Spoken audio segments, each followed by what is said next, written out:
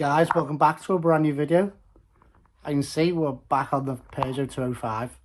So I don't know if this is a common problem, but Adam's asked me to look at the hinges. Now I've completed the bumper brackets. Have you seen the bonnet hinges? They must shear from the holes down below. So I've removed the bonnet.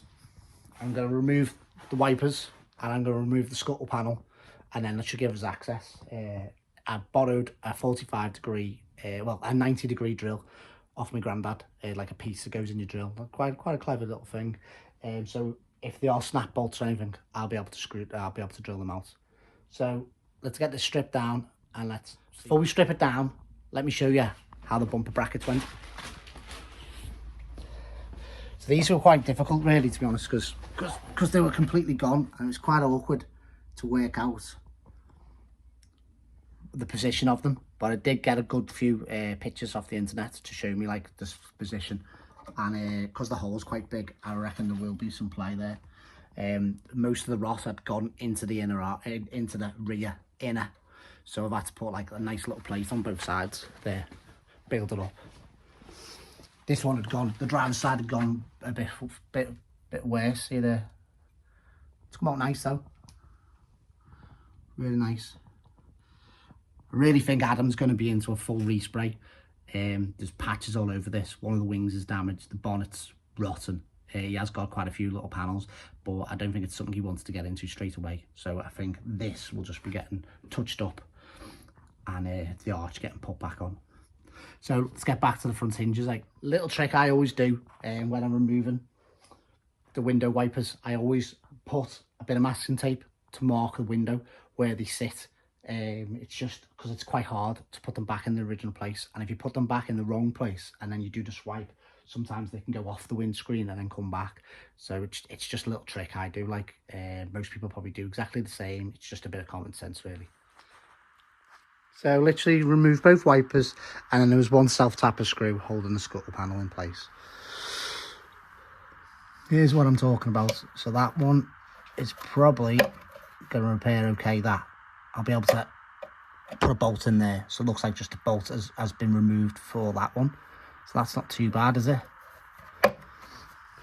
But this one, as you can see, the bolt has snapped in its holder, so I'm going to have to remove this malarkey and to gain access, and then drill that out. Look at all this nasty rust on the inner arch.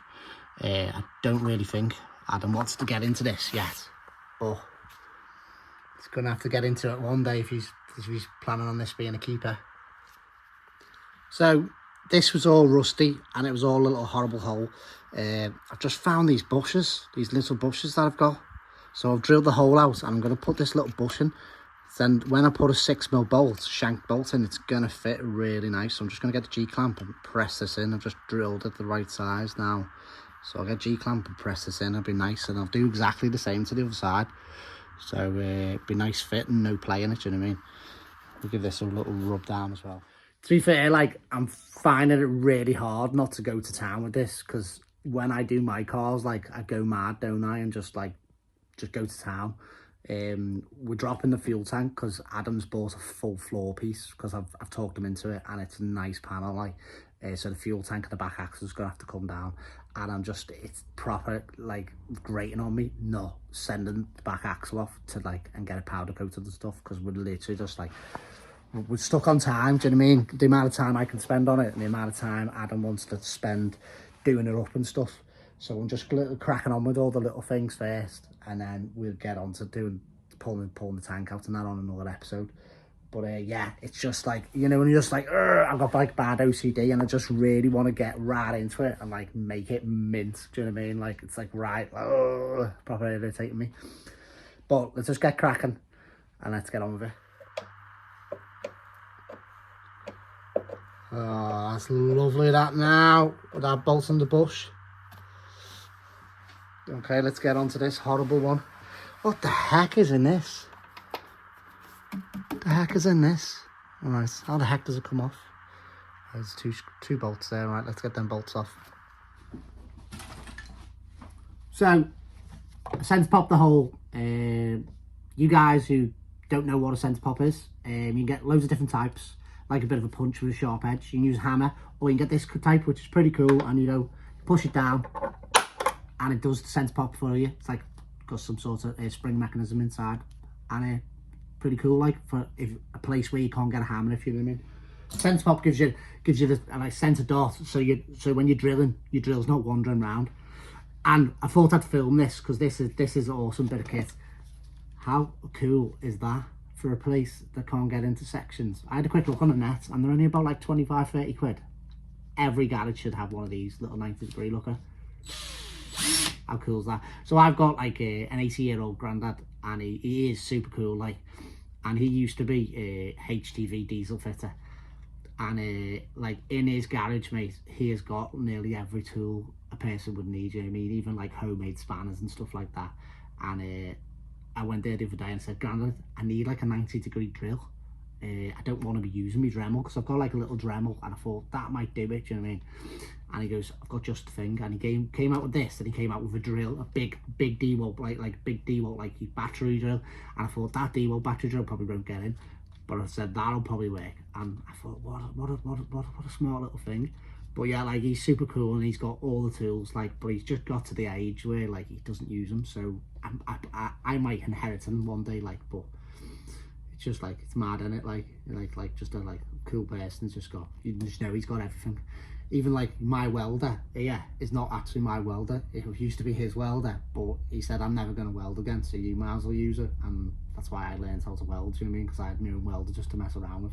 So anyway, let's film drilling this outside.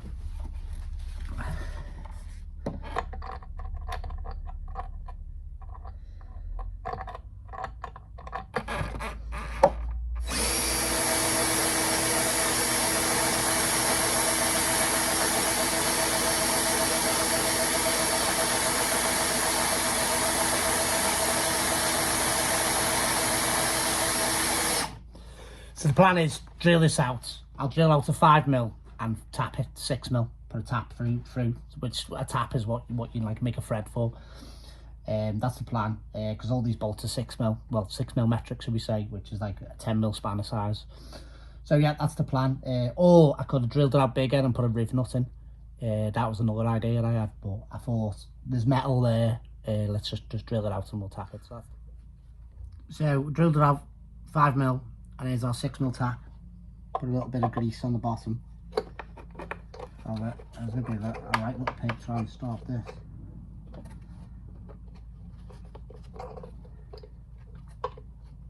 Oh, she's starting now. Just send this all the way through now.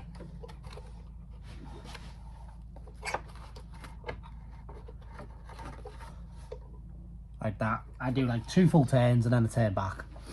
So I'll finish this off camera, and I'll show you the finished results. Now we've drilled and tapped that hole. I gave it a coat of etch primer, and I'm just giving the whole scuttle section a coat of the white paint. Adam's just whipped out and got me some made up mad name on it. Alpine white, man blanc. Well, I don't know, some French name, mad auntie, but Alpine white in English. Yeah, and just gave this a quick little coat of it. It'll take a couple of coats. What I do is I just coat it, masking tape a little bit off, and then I just clean up anything I've oversprayed with a 2-pack finish. That's just how I do things. I mean, I'm only giving it a quick blow so I can throw the wiper motor and that back in. All right, guys, hope you enjoyed this video. Stay tuned, because our next episode we're cutting the floor out, and we're doing the full floor panel. I'll show you the new panel now. Here is the new panel in situ. Nice bit of kit from Express Panels, if anyone's looking for one. Yeah, so I'm going to cut the floor out. I'm going to put as much as possible in. I'm not going to go all the way to the end where it mounts, where it goes close to the tank, because it looks like it doesn't piece off there. So yeah, I'll probably join it maybe 95% across, but I need to look at that and work it all out. Anyway, guys, hope you enjoyed the video. Please like and subscribe, and that's another episode on our little French pocket rocket. Laters.